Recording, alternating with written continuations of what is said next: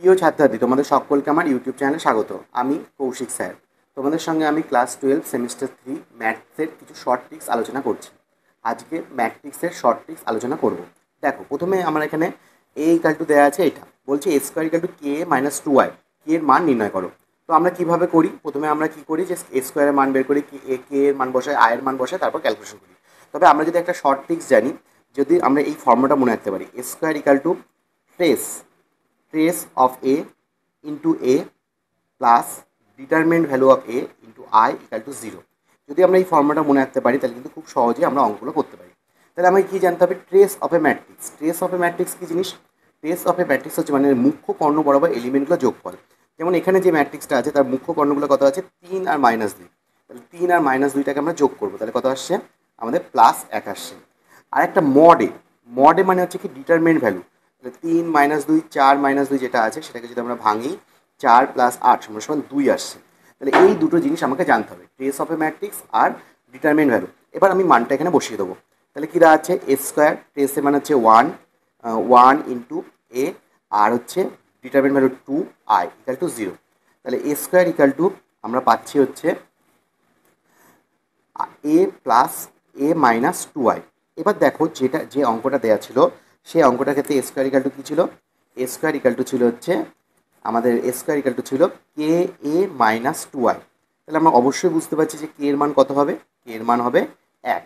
তাহলে এক্ষেত্রে আমাদের উত্তর হচ্ছে 1। তাহলে এইরকমভাবে কিন্তু আমরা খুব সহজে অঙ্কটা করতে পারি। চলো তোমাদের সামনে আরেকটা অঙ্ক নিই, যেটা তোমরা দেখতে পাচ্ছ এখানে যে এরকম দেওয়া আছে। তো আমি তো এবার তো জেনে গেছি এ স্কোয়ার ট্রেসে মানে কর্ণ বরাবর এলিমেন্টগুলোকে যোগ করতে হবে। তাহলে 8a আর ডিটারমিনেন্ট ভ্যালু 15 - 7 মানে হচ্ছে 8, 8i ইকাল টু 0। তাহলে A square minus 8a equal to আমাদের 8i plus 8i equal to 8।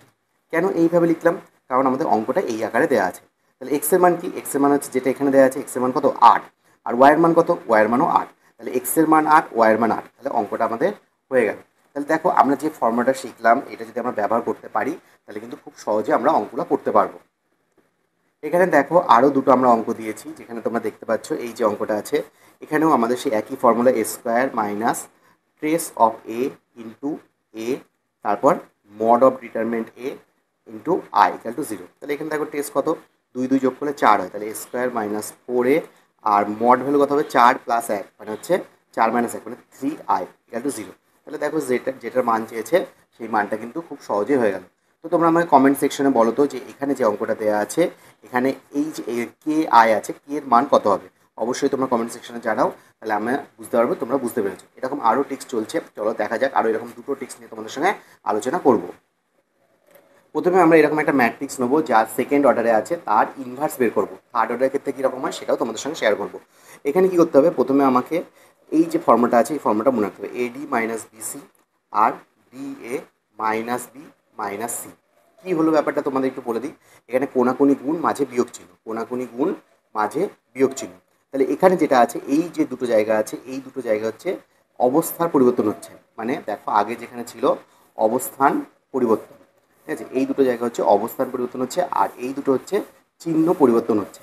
তাহলে তুমি যদি এই জিনিসটা মনে রাখতে পারো কিন্তু তাহলে কিন্তু যে কোনো সেকেন্ড অর্ডারের ক্ষেত্রে তুমি কিন্তু ম্যাট্রিক্সের ইনভার্স যেটা হয় সেটা কিন্তু খুব সহজে বের করবো। মনে করো 1 2 3 4 এরকম দেওয়া আছে, তাহলে এই ম্যাট্রিক্সটার ইনভার্স কী হবে?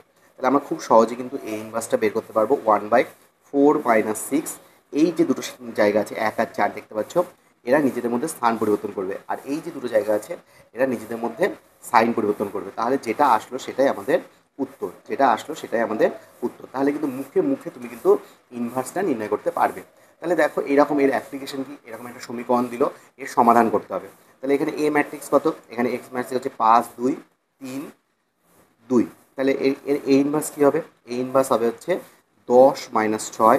এই যে দুটো জায়গা আছে এই দুটো স্থান পরিবর্তন, আর এই যে দুটো জায়গা আছে এই দুটো চিহ্ন পরিবর্তন। তাহলে এ ইনভার্স হয়ে গেল। আমরা সমাধান কি জানি? এ ইনভার্স ইন্টু বি মানে হচ্ছে 1 4 2 - 2 -3 5, তার সঙ্গে 3 5 গুণ হবে। তাহলে দেখো সেক্ষেত্রে আমরা কিন্তু খুব সহজে করে ফেলতে পারি 6 - 10 -9 প্লাস 15। তাহলে আসলে এক্ষেত্রে সমাধান হচ্ছে এক্সের মান হচ্ছে -1 আর ওয়াইয়ের মান 3/2। তাহলে দেখো এইভাবে কিন্তু আমি খুব সহজে যে ম্যাট্রিক্সের সমাধানও করে ফেলতে পারি। এরকম একটা উদাহরণ তোমাদের দিয়েছি, তোমরা বাড়িতে এটা চেষ্টা করো। এবার আসছি আমরা থার্ড অর্ডার ম্যাট্রিক্সের ক্ষেত্রে, যেটা আমাদের টাইপ 3 মধ্যে পড়ছে। টাইপ 3 ক্ষেত্রে কি, থার্ড অর্ডার যদি তোমাদের একটা ম্যাট্রিক্স দেওয়া থাকে, তাহলে কী করে তুমি ইনভার্স বের করবে? তো ইনভার্স বের করার ফর্মুলা কি? এমনি ইনভার্স বের করার ফর্মুলা হচ্ছে অ্যাডজয়েন্ট এ বাই ডেট।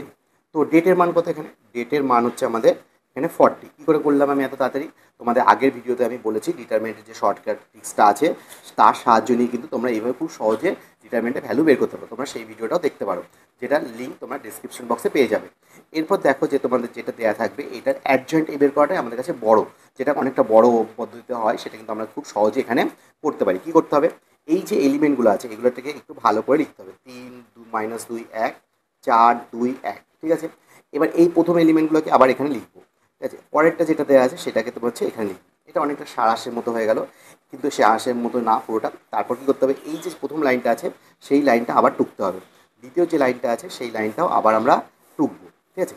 টোকার পর কী করবো? প্রথম লাইন আর দ্বিতীয় লাইন এই যে জায়গাটা আছে এই জায়গাটা বাদ দিয়ে দেবো। এবার আমরা ম্যাট্রিক্সটাকে লিখবো। ম্যাট্রিক্সটাকে লিখলে তোমার হচ্ছে অ্যাডজয়েন্ট এ চলে আসবে। কীভাবে আসবে?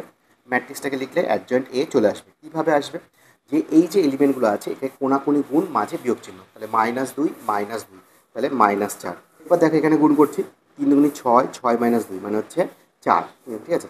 এরপর দেখো 2 আর এখানে -6 মানে মাইনাস অফ -6 মানে +6 মানে 8 আসলো। তাহলে এইভাবে প্রথম লাইনটা হলো।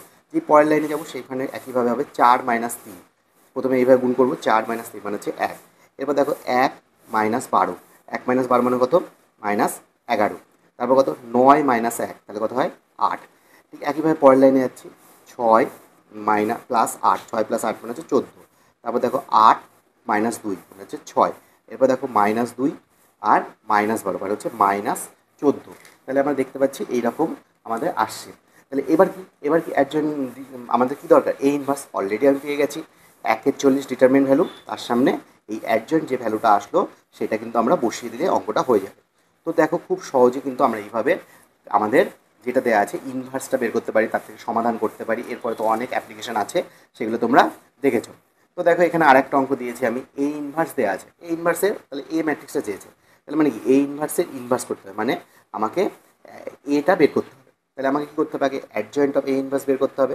অ্যাডজয়েন্ট অফ এ ইনভার্স কী করে বের করে? এইমাত্র আমি শেখালাম, যে এলিমেন্টগুলো দেওয়া আছে সেগুলোকে আমরা প্রথমে টুকবো, যে এলিমেন্টগুলো দেওয়া আছে সেটাকে টুকবো। তারপর কী করবো? প্রথম লাইনটাকে আবার লিখবো। তারপর কী করবো? দ্বিতীয় লাইনটাকে আবার লিখবো। প্রথম যে লাইনটা আছে সেই লাইনটাকে আমরা এখানে বসিয়ে দেবো, দ্বিতীয় যে লাইনটা আছে এইভাবে আমরা বসিয়ে দেবো। এবার এটা ক্যান্সেল করে দিলাম, ব্যাস। তারপর কোনাকুনি গুণ করলে আমাদের কিন্তু অ্যাডজয়েন্ট এটা চলে আসবে। অ্যাডজয়েন্ট এ চলে আসবে। তাহলে কী হবে অ্যাডজয়েন্টে? দেখো এখানে 0 -1, তাহলে -1। দেখো জায়গাটা কত কম লাগছে তুমি জাস্ট ভাবো, 1 মাইনাস। ঠিক একইভাবে আমরা দ্বিতীয় লাইনটা করবো, 1 - 0 1, এখানে 0 -1 তাহলে -1, এখানে 1 - 0 তাহলে 1। এরপর একটা তৃতীয় লাইনটা করবো আমরা, 1 - 0, তারপরে কী করবো? 1 - 0, তারপরে কী করবো? 0 - 1 তাহলে -1। এইটা হলো অ্যাডজয়েন্ট হয়ে গেলো। এটা ডিটারমিন ভ্যালু কত? ডিটারমিন ভ্যালু তাহলে হচ্ছে 1।